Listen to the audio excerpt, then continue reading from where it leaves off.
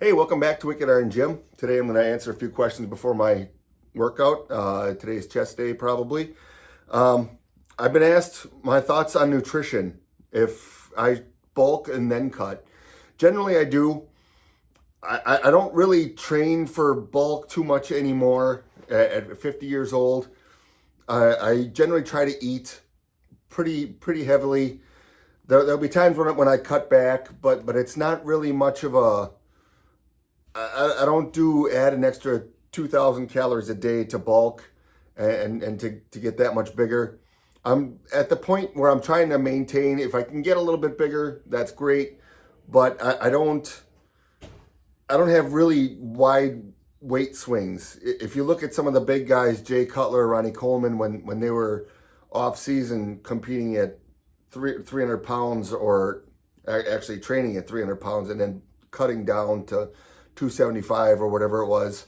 I'm generally in the 215 to 225 range. Lately, it's been about 220. It depends on the day. Weekends, I seem to tend to be up closer to the 225 because I'm not working. I work construction.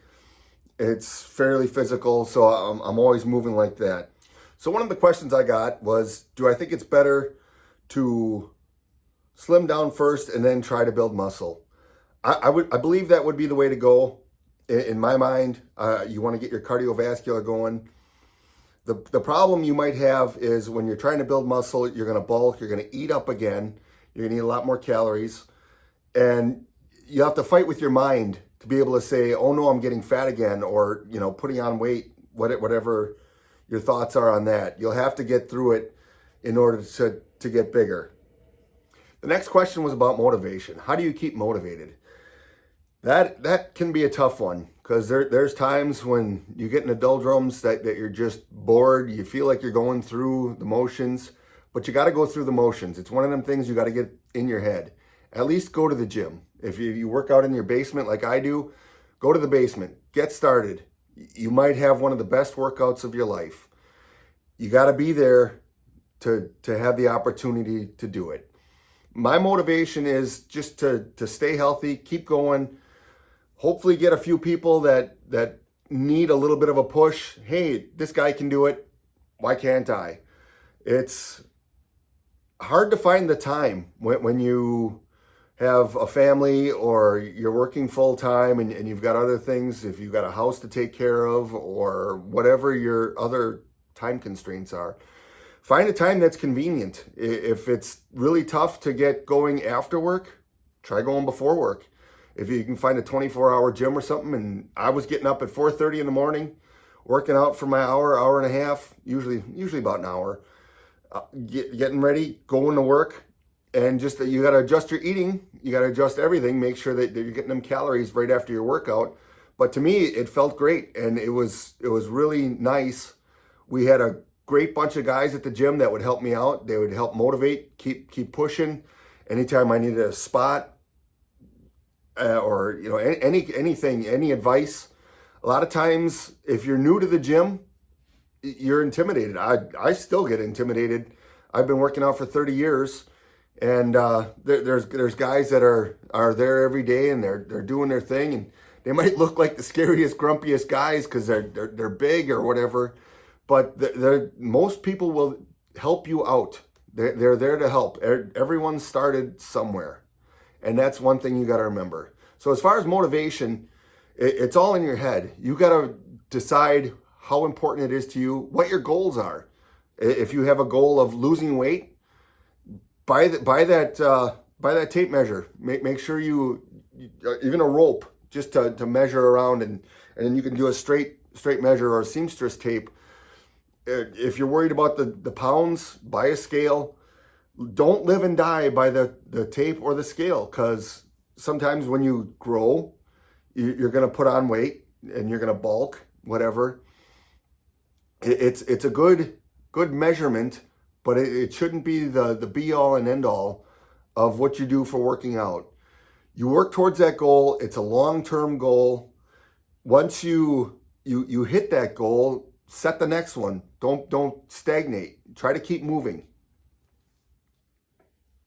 So I've also been asked what exercises I like, and I am a basic old school guy. I don't have kettlebells. I don't have a lot of resistance bands. I've got some, but I don't really use them all that much. I like the bench press, the incline, decline, flat, dumbbell flies, curls, preacher curls, leg press, shoulder press, the basic tried and true things. I use those because that's what I have. I would love to try CrossFit. I'm a little hesitant to do that because I don't know what I don't know about it and I don't want to get hurt. I need to be coached on something along those lines, which I would love to do. But I'm just, as of right now, finding the time to change what I'm doing is a little difficult. So I've split this into segments, and the next question that I get is, what if I don't have that stuff? I see you've got a full cage, you've got dumbbells up to 110 pounds, all the way down to 5 pounds. You've got a curling bar, you've got a leg press. You don't necessarily need all that, especially when you're getting started. You find yourself some dumbbells, find yourself something heavy, and lift it, move it. Make sure you get your form. That's the most important thing, especially starting out. A lot of beginners will want to lift heavy and try to show off and hurt themselves, and then they'll either get out of it and they won't like it because they're hurt. Who wants to be hurt?